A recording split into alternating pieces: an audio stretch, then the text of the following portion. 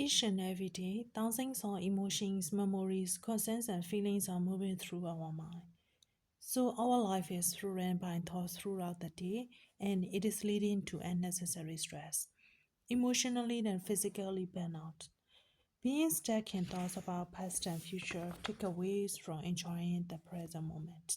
Our thoughts don't just appear randomly. They follow a process influenced by our experiences, emotions, environment. The brain processes the stimulus based on past experiences, beliefs, and emotions. Thoughts often create emotions. Positive thoughts bring prosperity, while negative thoughts can lead to stress or sadness. But most of us go through life little notice of our thoughts processes. That means we go through life neglecting one of the most important and powerful forces in our life. Our thoughts are powerful, profound force in our life. Every great success in life starts with a single thought. That means the power of thought is so immense that drives you into greatnesses. Our thoughts have powerful influence in our life. Thoughts are seed, whether positive or negative, that grow well in our mind, fertile soil. Toxic thought shapes you into terrific you. Terrific thought shapes you into terrific you. Your thoughts afflict you or drag you down. So, observe and understand the nature of thoughts, whether they are helpful or harmful. And you will be the master of your mind. You must bear in mind that mind creates sensara or nibbana. We have power to choose our own thoughts, toxic ones or terrific ones. နေ့စဉ်နဲ့အမျှထောင်သောမကတဲ့စိတ်ခံစားမှုတွေတဏှာမှတ်ရမှုတွေစိုးရိမ်သောကတွေဝေဒနာတွေစိတ်ထဲမှာဖြစ်ပျက်နေကြပါတယ်။ဒါကြောင့်မလို့ကျမတို့ရဲ့ဘဝမှာ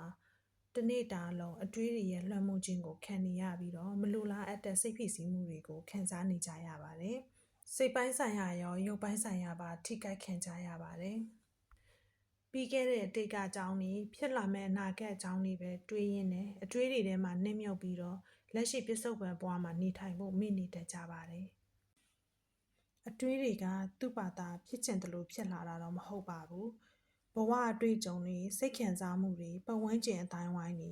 စတာတွေရဲ့လွှမ်းမိုးမှုအောက်ကနေဖြစ်လာတာဖြစ်ပါတယ်။အတွေးတွေကခံစားမှုတွေကိုမွေးဖွားပေးပါတယ်။ခံစားမှုတွေကိုဖန်တီးပေးပါတယ်။ကောင်းမွန်တဲ့အတွေးတွေကဘဝအတွက်ကောင်းမွန်တဲ့အရာတွေကိုတည်ဆောင်လာပြီးတော့ဆိုးဝါးတဲ့အတွေးတွေကတော့စိတ်သောကရောက်စရာတွေနာကျင်ကြေကွဲစရာတွေပဲတည်ဆောင်လာပေးပါတယ်။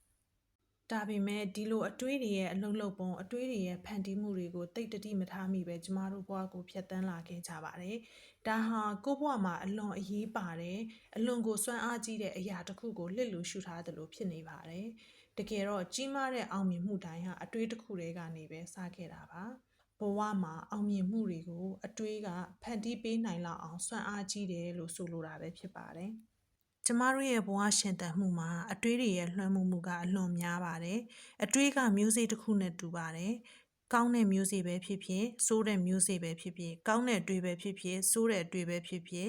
မြေစီမြေဩလွှာနဲ့တူတဲ့ကျမတို့ရဲ့စိတ်မှာရှင်သန်လာမှာပါ။အတွေးတွေကကိုယ့်ရဲ့ဘဝကိုမြင့်တင်ပေးနိုင်သလိုကိုယ့်ရဲ့ဘဝကိုကြောက်ထဲကိုလည်းတွန်းချနိုင်ပါတယ်။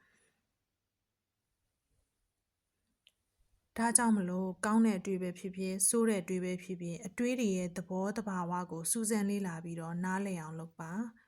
အတွေးတွေကနိဗ္ဗာန်ကိုဖန်တီးပေးနိုင်တယ်လို့တန်တရားကိုလည်းဖန်တီးပေးနိုင်တယ်ဆိုတာမမေ့ပါနဲ့